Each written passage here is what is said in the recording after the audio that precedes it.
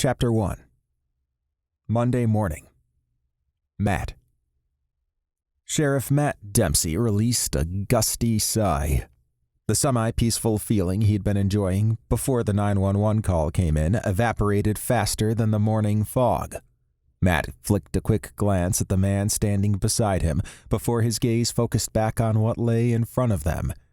He grumbled, "We have got to stop meeting like this." This was a body in the waters of Hidden Harbor. Again. The second this year, and the second Matt was able to identify with a single glance. "Dwayne Cooper," Marshall Soper said, lips pursed. "Dwayne Cooper," Matt affirmed. He tried not to feel resentful. The man was dead after all. He'd had family who would mourn him. At least, Matt thought so. However, even Matt, who was not a medical doctor like Marshall, had spotted what looked like a bullet hole in the chest when Foster Jennings had pulled Dwayne's body out of the water and flipped what was left of him over onto his back, meaning the department had work ahead of it. Water dribbled from the remains, soaking the sheet and the gravel underneath it. There wasn't much glamorous about a waterlogged corpse. Ironically, if Cooper had been alive and not on the run from the law, he would have been the one doing the retrieval, as he had for Chastity Reynolds, the body discovered in February. Instead, the task fell to Foster Jennings, technically one of Piedra's Island's EMTs, who was certified in scuba and water rescue. Not that this was a rescue. Matt stared at the body. It hadn't been in the water long. The fish and other underwater creatures hadn't had a chance to make much of a meal of him. Dwayne had most of his fingers and toes still. One eye was missing, though.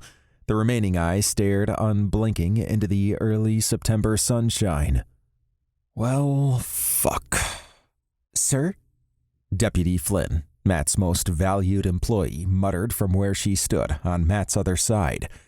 In a weird sort of déjà vu, she'd been the one to receive the 911 call about Cooper. She'd also been the officer on duty when the call about Chastity Reynolds came in months ago. "I feel like fuck is appropriate here." Bertie shrugged, but nodded. Marshall retrieved a pair of disposable latex gloves from the evidence kit in his trunk and pulled them on before kneeling next to the body. The thing about bodies and water was that water and aquatic life tended to get rid of any helpful evidence. Foster watched Marshall work for a moment. "I'm going to take off my dry suit. Do you need a hand getting him in the morgue?" Usually, Marshall transported DBs in his rust bucket of a Land Cruiser, but Foster had arrived in the island ambulance, which made things easier. Marshall looked up at him. "Sure, thanks. I'll be back in a few," Foster said. Matt turned to Bertie. "Mrs. Tenney called this in?" "Yes, sir. She was walking her dog and saw the body in the water." Matt could feel the press of the crowd of island residents behind him.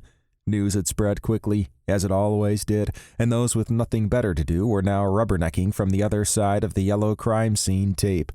Likely some of the people there did have something to do, but had dropped it for the current spectacle. Reluctantly, he turned around to look. Mrs. Tenney was at the center of the crowd.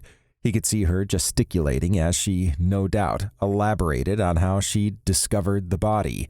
"Flynn, get Mrs. Tenney to the station and take a proper statement before she does any more harm." "Did she recognize the body, do you think?" Bertie, who had started to walk away, stopped and looked back at Matt with a thoughtful expression. "No, I think she would have said." "Okay.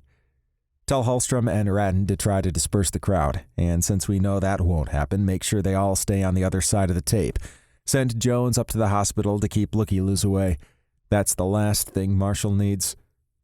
As he gazed at the crowd of curious islanders, Matt caught sight of Stu Dennis, the local historian. Yep, everybody had come out to see what was going on. Matt turned his attention back to the marina. First Chastity, and now Dwayne. What was it about the damn place?